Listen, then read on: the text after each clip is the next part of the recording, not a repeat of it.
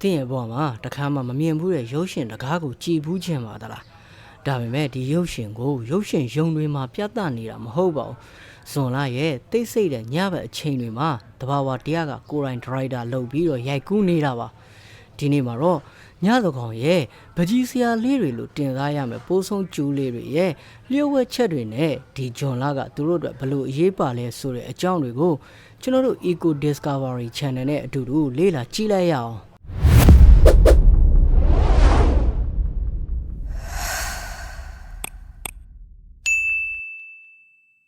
်ပိုးဆုံးကျူးတွေရဲ့အလင်းဟာမော်ဆန်တယ်လို့ထင်ရပေမဲ့တကယ်တော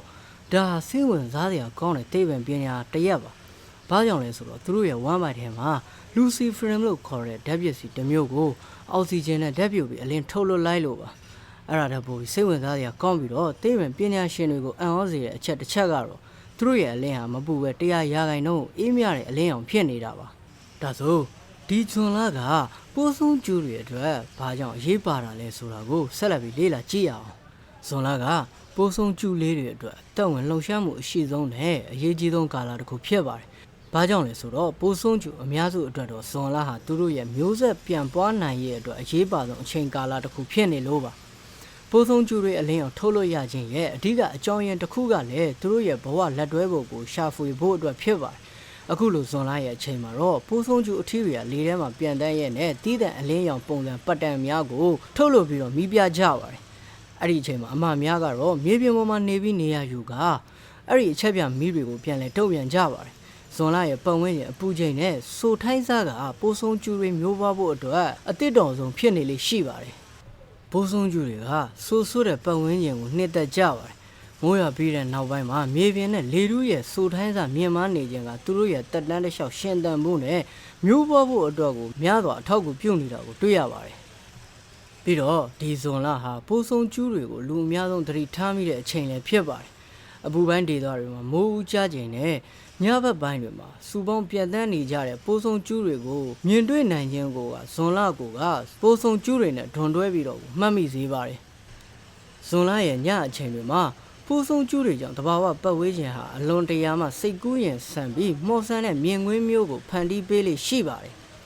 ်မောင်မိုက်တဲ့ညဘက်တစ်တော်တွေချုံနွယ်တွေနဲ့စမ်းချောင်းဘေးတွေမှာပိုးဆုံးကျူအုပ်စုလိုက်ပြန်တန်းနေတာဟာကောင်းကင်ကကျဲတာယာတွေမြေပြင်ပေါ်ကိုပြန်ကျဲကျလာတယ်လို့မျိုးခံစားရစေပါတယ်သူတို့ရဲ့မိတ်တုံအလင်းရောင်ကလေထဲမှာရွေလျားနေတဲ့အလင်းတန်းလေးတွေလို့ကြည့်နေရတာကိုကတကယ်ကိုမျက်စိပရိသတ်ဖြစ်စေပြီးငြိမ်းချမ်းပါတယ်ပိုးဆုံးကျူမျိုးစေ့အချို့မှာတပြိုင်နဲ့အလင်းရောင်ထုတ်လွတ်တက်ကြပြီးတော့ဒီလိုစူပေါင်းပြီးတပြိုင်နဲ့မှိတ်လိုက်လင်းလိုက်ပြုတ်လောက်တာကအမောင်တူထဲမှာအလင်းလိုင်းများရိုက်ခတ်နေသလိုဖြစ်ပေါ်စေပါတယ်ဒီလိုစီးကြကြတဲ့အလင်းလှုပ်ရှားမှုတွေကတဘာဝတရားရဲ့အမခွန်းအလင်းဖြော်ပြပွဲကြီးတစ်ခုလိုပါပဲပိုးဆုံးကျူတွေမှာမျိုးစိတ်ပေါင်း2000ကျော်ရှိပါတယ်အလင်းထုတ်တဲ့ပုံစံဟာကို့မျိုးစိတ်ဝင်တွေချင်းမှားယွင်းမှုမရှိအောင်ခွဲခြားသိမြင်စေတဲ့အချက်ပြစနစ်တစ်ခုဖြစ်ပါတယ်ဒီနီးလန်းကြောင့်ပဲတခြားမျိုးစိတ်နဲ့မိတ်လိုက်မိတာမျိုးမဖြစ်အောင်ကိုကာကွယ်ပေးနိုင်ပါတယ်ဒါဆိုရင်သူတို့အလင်းကိုဘယ်လိုထုတ်လို့လဲဆိုတာကိုလေ့လာကြည့်ရအောင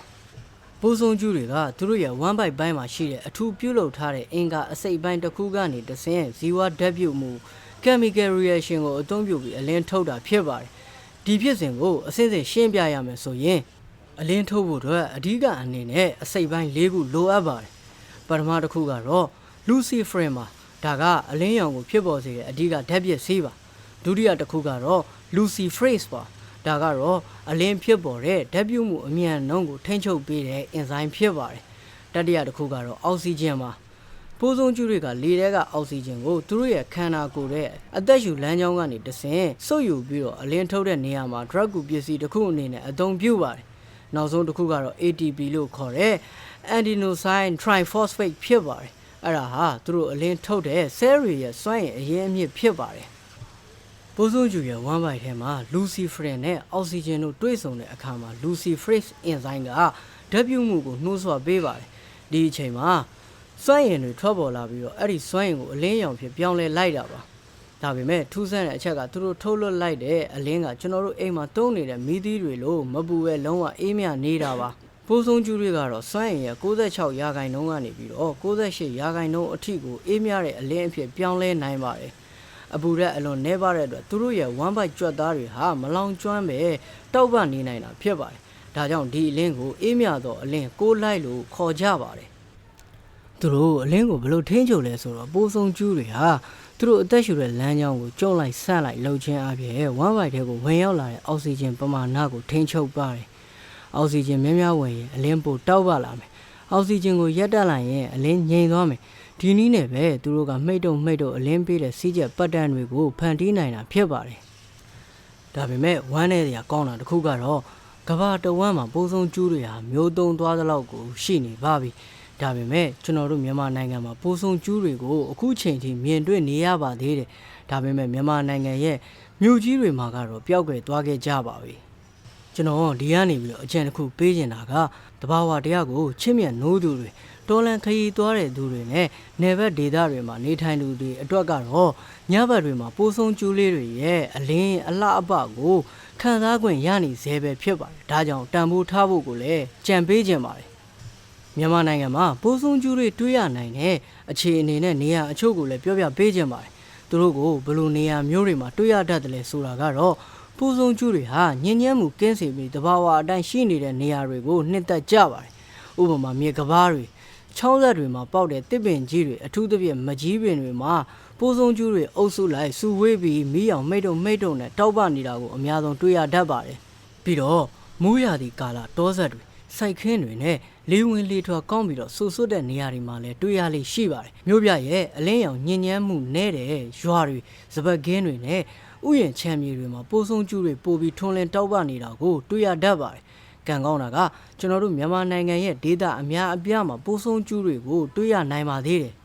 အဲ့ဒီဒေသတွေကိုပြောပြရမယ်ဆိုရင်တော့နံပါတ်1အနေနဲ့ကတော့အေယာဝတီမြစ်ဝကျွန်းပေါ်ဒေသဒီဒေသမှာရှိတဲ့လက်မှုတောတွေချောကဘာတွေမှာပိုးဆုံးကျူအုပ်စုလိုက်တောက်ပနေတာကိုအဓိကတွေ့ရလိမ့်ရှိပါသေးတယ်နောက်တဲ့ပြည်နယ်တစ်ခုကတော့ရှမ်းပြည်နယ်နဲ့ကုန်းမြေဒေသများအေးမြပြီးဆိုဆွတ်တဲ့ရာသီဥတုရှိတဲ့တောင်ပေါ်ဒေသတွေမှာလည်းတွေ့ရတတ်ပါတယ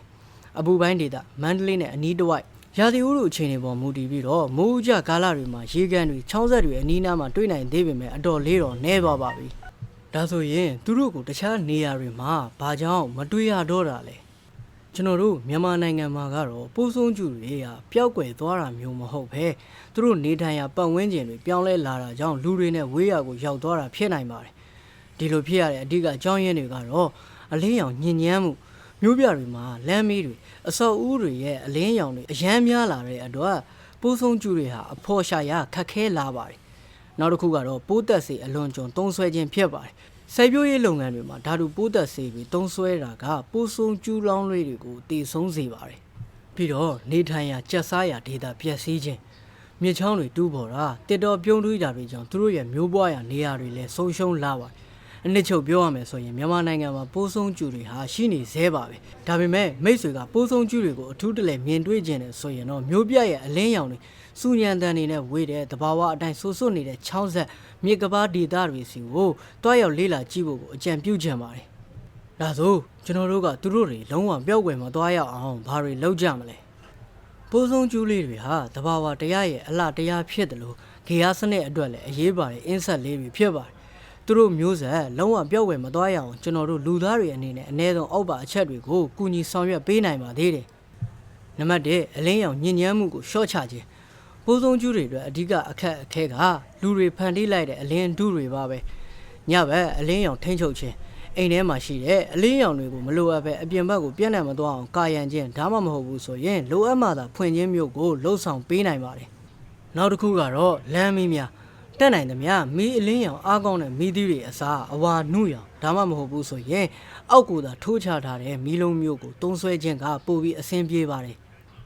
်နံပါတ်2အချက်အနေနဲ့ကတော့ဓာတုပစ္စည်းများကိုရှောင်ကျဉ်ခြင်းဖြစ်ပါတယ်ပိုးဆုံးကျူလောင်လာဘေးတွေဟာမြေကြီးထဲမှာနေထိုင်ကြတဲ့အတွက်ဓာတုပစ္စည်းတွေကအလွန်ထိခိုက်လွယ်ပါတယ်ပိုးသက်ဆေးနဲ့ပေါင်းသက်ဆေးအဲ့ဒါတွေကအဓိကပါပဲဥယျာဉ်ချမ်းမြေတွေမှာပိုးသက်ဆေးနဲ့ပေါင်းသက်ဆေးတွေကိုအလွန်အကျွံသုံးဆွဲခြင်းကပိုးဆုံးကျူတွေကိုဓာတ်ရိုက်သေးစေပါတယ်ဖြစ်နိုင်ရင်တဘာဝနီးလန်းဖြစ်တဲ့ organic နီးလန်းတွေကိုပုံမှုသုံးဆွဲပေးကြဖို့ကိုလည်းအကြံပြုခြင်းပါတယ်ပြီးတော့မြေကြီးကိုတဘာဝအတိုင်းထားပေးခြင်းကပိုးဆုံးကျူလေးတွေရဲ့အဓိကအစားအစာဖြစ်တဲ့ခယူလေးတွေပိုးကောင်ငယ်ငယ်လေးတွေပေါက်ဖွားဖို့အတွက်အဓိကအထောက်အကူဖြစ်စေပါတယ် နံပါတ်3အချက်အနေနဲ့ကတော့နေရင်းဒေသကိုထိမ့်သိမ်းခြင်းသူတို့အတွက်အသက်မွေးရနေရာတွေကိုမဖြတ်စည်းမိဖို့ကအရေးကြီးပါတယ်ဥယျာဉ်ချမ်းမြေတွေမှာအရွက်6တွေတစ်ပင်ချုံတွေကိုအားလုံးရှင်းလင်းမပြတ်ပဲအနှဲငယ်ခြံထားပေးခြင်းကပိုးဆုံးကျူတွေနေထိုင်ပြီးမျိုးပွားဖို့အတွက်နေရာကောင်းဖြစ်လာစေပါလိမ့်မယ်ပိုးဆုံးကျူအများစုဟာရေနားမှာမျိုးပွားတတ်ကြလို့ချောင်းဆက်ရေကန်ဆက်တွေမှာအမိုက်စွန့်ပစ်ခြင်းကိုရှောင်ကျဉ်ကြပြီးတော့ရေကိုညဉ့်ညမ်းမှုမရှိစေခြင်းကသူတို့ကိုဓာတ်ရိုက်ကာကွယ်ပေးရလဲရောက်ပါတယ်နံပါတ်4အချက်အနေနဲ့ကတော့ကိုယ့်ရဲ့ပတ်ဝန်းကျင်မှာရှိတဲ့လူတွေကိုအသိပညာပေးခြင်းဖြစ်ပါတယ်ပိုးဆုံးကျူလေးတွေကိုဖမ်းဆီးပြီးတော့ပလင်းနဲ့ထည့်ကစားခြင်းကသူတို့ရဲ့တက်တန်းကိုတိုးစေပြီးတော့မျိုးပွားမှုကိုလည်းတားဆီးရကိုရောက်ပါတယ်ဒါကြောင့်သူတို့ကိုမဖမ်းဆီးဘဲနဲ့တဘာဝအတိုင်းမှာပဲကြည့်ရှုခံစားတဲ့ကြောင်းမိသားစုတွေနဲ့တငယ်ချင်းတွေကိုပြောပြပေးဖို့ကိုလည်းတိုက်တွန်းခြင်းပါတယ်နံပါတ်5အချက်အနေနဲ့သတိပေးခြင်းတာကတော့ကင်မရာမှာပါတဲ့ flash မီးတွေကိုအသုံးမပြုခြင်းဖြစ်ပါတယ်ပိုးဆုံးကျူတွေကိုဓာတ်ပုံရိုက်တဲ့အခါမှာ flash မီးကိုမသုံးပဲဒီတိုင်းရိုက်ဖို့အတွက်ကိုအကြံပေးခြင်းပါတယ်ပြင်းထန်တဲ့အလင်းရောင်ဟာသူတို့ရဲ့ဆက်သွယ်ရေးစနစ်ကိုချက်ချင်းရပ်တန့်သွားစေပြီးတော့ပိုးဆုံးကျူလေးတွေရဲ့စိတ်ဖြစ်စည်းမှုကိုလည်းဖြစ်စေပါတယ်ဒါကြောင့်ကျွန်တော်တို့အိမ်ရဲ့အိမ်နောက်ဖေးတွေ